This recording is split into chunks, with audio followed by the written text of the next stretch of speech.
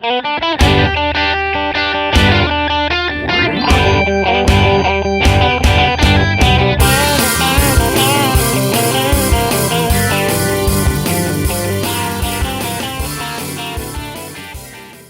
guys, welcome to Fishing with Randin. I'll be your host, Randin Olson. I'm a guide in the Ottertail Lakes area, lockjaw lures and guide service. We fish all kinds of species, anything you want to fish for, muskies, bass, walleyes, panfish, you name it, we can catch it. And we really pride ourselves on showing people how to fish, education. That's the big thing. I mean, anybody can go out and catch fish and have fun, that's fine, but once you learn how to catch fish and you really start enjoying yourself out there, that's where it comes in, and that's what we like to see. I've lived in the Ottertail Lakes area my whole life, fished every lake in Ottertail County, I'm pretty sure of. There's not too many spots we don't know about, and we like to come to home lakes and show people how to help them catch fish on their home lakes. That's always nice, because then they can just take their boat right off their dock and have a good time with friends and family and enjoy things. Let's get on and start talking about some fishing equipment here. Today I want to focus more on getting ready for the season to come, because it's more about just hopping in your boat and taking off to the lake and going out and trying to catch some fish. Really, like for me, it starts months before opener. I start going through my boat, I start checking wiring, gas levels, oil in my motor, lower end oil. I'm always looking to make sure I got my life jackets in my boat, my flotation device. I start checking my batteries out. That's always a good thing to check. A lot of times you'll have one go bad on you in the winter, and you might even get lucky and get it back on warranty before it's out. So it's always good to just check over your boat quick, give it a good clean, kind of make sure it's ready to go for water safety, and you don't want to get stuck out there.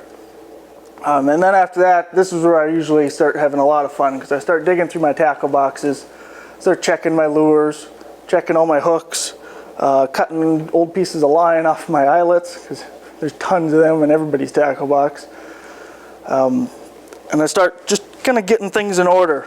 And I start getting my jigs in all the right boxes, crankbaits there, start going through my plastic, see what I'm going to need for the season. This time there's a lot of sales on, so you can stock up for pretty reasonable price, and that's where you want to go to. You want to buy your fishing line, and that's a big thing for a lot of people. A lot of people leave fishing line on their rods and reels for years, and you don't want to do that. I go 2 weeks maximum, and I change all my monofilament line.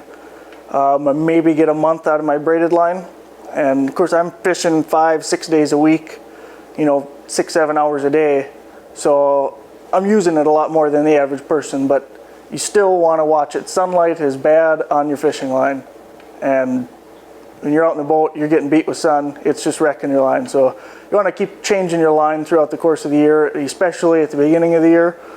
Sitting all winter is not good for it. It gets brittle, breaks easy, just not a good deal. You're going to lose that trophy fish. So that's an easy fix. I mean, you can respool your rods, check your drags, start rigging up your rods. This one here I got is a Lindy rig rod. For Lindy rigging, I like a 7/6 medium light action. I got a fast tip on the end, so I can really work those baits slow, and I can feel rocks. I can feel the difference between rocks and wood and fish. Sometimes early in the year like this, the fish don't like to really hit hard, so you'll just feel some weight. But you can feel the fish just kind of nibbly chewing on it, and it's very good for that. I mean, you get a lot of give in this rod tip. So that's what I like. Reels, I like the smaller size reels in my Lindy rigs. You're holding it all day in your hand gets fatigued. You don't have to have your hands so far out to hold your line. So it's a good combination, 7/6, medium light reel, fast action rod tip. That's very good for Lindy rigging. Most people for the opening weekend are going to be taking out and going jig fishing, and it's probably one of the greatest walleye lures ever made. So it's a good way to start. And what I like to use for that is I got a 6/6 medium heavy action rod. It's a little bit stiffer tip, still that fast action, so I can get the snap on my hook set. But a little bit stiffer rod, you can feel those bites, you can feel the weeds, and you're able to impart all the action you need to on your jigs. So that's an important part. If you have too light of a rod, you're going to get too much whip in your rod tip, and you're not going to be able to feel anything coming through. Too heavy, and you won't feel nothing either. So medium heavy seems to be about perfect. And same thing on my reel size. I like the smaller reel. It just fits better in your hand. It's more comfortable. And you always want a top drag. Top drags are the way to go. Bottom drags will catch, and you will lose fish on them. I learned that the hard way. But as far as line for jigging, I like to use braided, and I'll go about 10 to 12 pound test braided line. Usually when you're jig fishing, you're fishing a lot of rocks, weeds, wood, a lot of abrasive cover, and you can really chew your line up fast and lose a lot of jigs. So the braided line will just kind of help you keep your jigs, keep your tackle, and keep the fish on. And it's usually stronger. You know, they say it's 10, 12 pound tests, but I've gotten some pretty big fish off 10, 12 pound tests before. So Jig Rod, that's the main one. That if you're going to buy just a rod just for anything, buy a Jig Rod. 6'6", medium heavy action. It's perfect for anything you want to fish with. The next rod that I usually bring for a fishing opener is a longer medium heavy action. This is a 7'6" rod here, and the reason I want two of these 7'6s, this is a medium heavy, where my Lindy rigs are medium light. This one is what I'll use for whipping crankbaits up in shallow water. Swim baits, I can throw pretty good sized swim baits with this. And this is kind of the same as the Jig Rod. I'll rig it up with braided fishing line, 10, 12 pound test, sometimes 15. Just kind of depends on where I'm planning on going. But this is ones I do like to use the bigger reels on them. I believe this is a 30 series. And the bigger reels is just a lot nicer for cranking in the crankbaits. It's less work in your hands. Swim baits too, it's a heavy bait, so it's good to have a little bit heavier reel on that. And the last rod I usually bring with is I always bring a Baitcaster with, just in case. It's very good on these bigger swim baits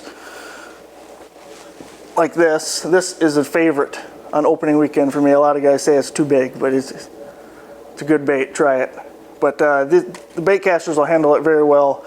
You can jig with them, you can Lindy rig with them, bottom bounce with them. And that stuff we can talk about in later shows, but it's just a good rod to have with. It's kind of a backup. Run into a school of pike or something like that. So it's a good rod just to carry with, keep in the boat. So now we got your rods, boat's ready, you're almost ready to go. What do I take with for tackle? What am I going to use on opening weekend? Well, I got a couple choices here. Obviously jigs. You can get a whole selection of jigs. There's hair jigs. Hair jigs are very good with soft plastics if you don't want to buy minnows. They're great with minnows too, but I like them with soft plastics. Fireball jigs are very good. These you can attach trailers to if you got short biters, which saves a lot of fish. I mean, you catch a lot more fish with these on, especially early in the year. They like to nip the back of the minnows. So that's always a good bet. Weight sizes depend on where you're fishing. Lighter the better, but you want to be able to stay in contact with the bottom of the lake. So just use your judgment on that. Usually a 3/8 jig, 3/8 ounce will be more than enough in most cases. So if you're just going to buy one to go with it, get a 3/8 or smaller. But what else I got here? I got some crankbaits. Crankbaits are awesome early in the year. Fish are moving up onto shallow flats off of river mouths looking for shiners. Nothing imitates a shiner better than a Rapala. These, don't jerk them, don't do anything like that. Just cast out and reel them straight in. You want to try to match the hatch as much as you can. And let's see what else we got here. Swim baits are also very good. So swim baits are very well. You can get these about anywhere. So as far as looking for fish, you want to try to find some river mouth, shallow. Usually everything's going to be about 8 foot or less. You're going to look, any kind of river mouth's going to have fish coming off the spawn. Be rearing to go. Throw something at them and have a good time. So I've given you some lure options, some rod options, and hopefully take them into consideration. Check your boat over, check your equipment over, and go out to the lake and just have a good time. That's what opening and that's what fishing is all about, having a great time on the lake. So have a good time on the lake, and we'll see you next week.